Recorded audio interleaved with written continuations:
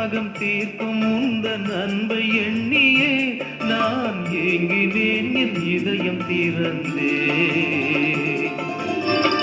இனிமை சேர்த்திடவா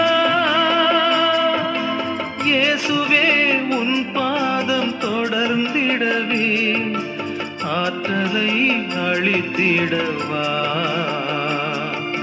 துணையென நீ வருகையில் தயக்கமில்லையே, துயிலும் போதும் நடக்கும் போதும் கலக்கமில்லையே. சொந்தம் தேடும் எந்தன் உள்ளம் இயேசுவே வாரும், சுமைகள் சுமந்து சோர்ந்த வாழ்வில் அமைதியை தாரும்.